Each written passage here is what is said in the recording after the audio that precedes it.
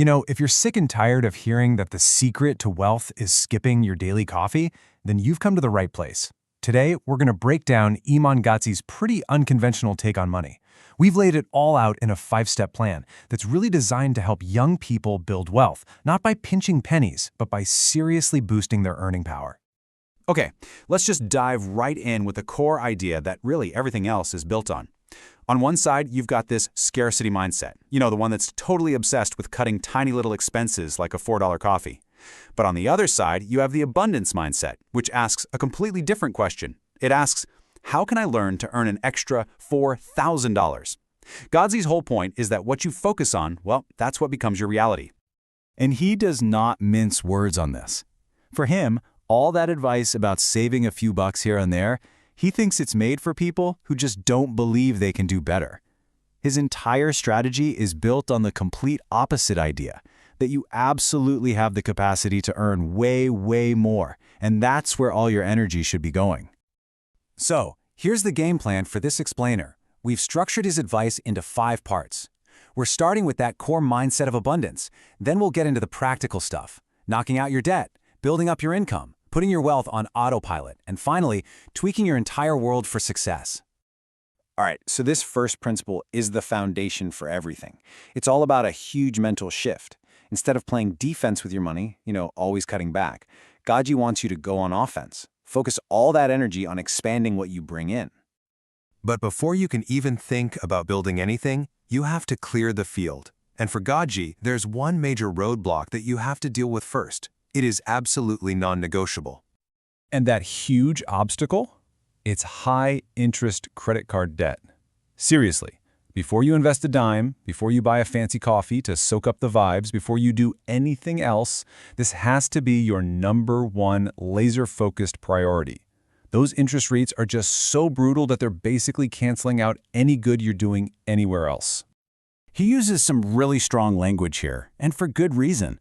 He sees this as more than just bad math. It's a system designed to keep you trapped. The interest payments create this endless cycle that keeps you from ever getting ahead. You end up working for the credit card companies instead of for yourself.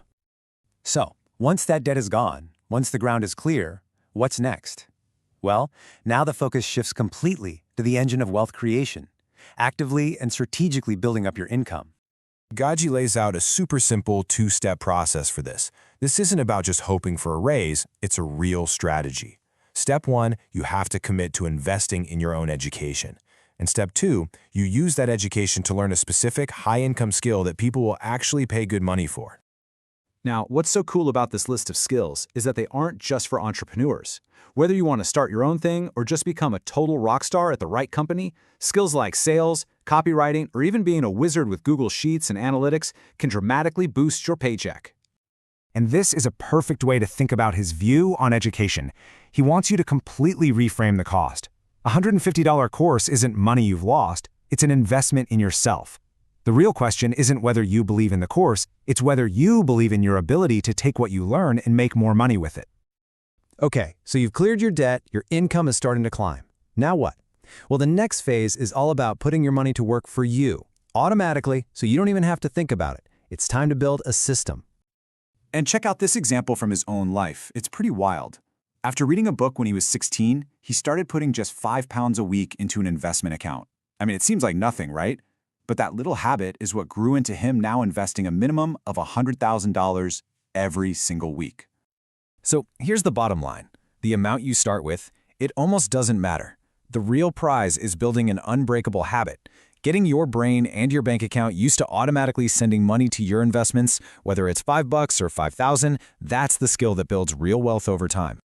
Now, as your income starts to climb, he says you got to get super aggressive with how much you invest, especially when you're young. He's talking about aiming to invest as much as 70% of your income in your early 20s, then maybe 60% in your mid-20s, and 50% by your late 20s. The whole idea is to build that asset base as fast as you possibly can.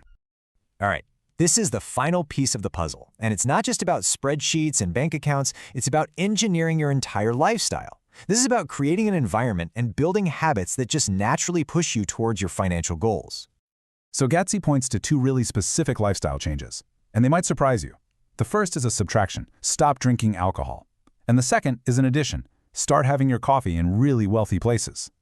Let's break down why. He says quitting drinking is a huge financial lever, way bigger than skipping a coffee. Think about it. A big night out might cost you $150, but to actually have that $150 in your pocket after taxes, you probably had to earn, what, $200, maybe $250? And that's not even counting the fact that you're probably not at your sharpest the next day. The real cost is just enormous.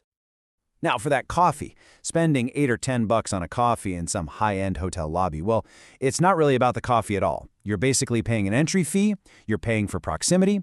It's an investment in just watching and learning, seeing how wealthy people talk, how they act, how they carry themselves. You're paying for an education through osmosis. As we wrap this all up, it is really important to get one thing straight. Gargi is not selling some fantasy here. In fact, he often says he doesn't believe in the whole idea of get rich quick. But he flips it on its head. The whole point isn't an overnight lottery win. The goal is to get rich quicker. It's about increasing the speed of your journey. It's about taking specific, deliberate steps that can maybe compress a 40-year timeline down to just 5 or 10 years. So, after looking at this whole framework, from the mindset shift and killing debt to building income and optimizing your world, the real question for you is, what's the very first step you're going to take?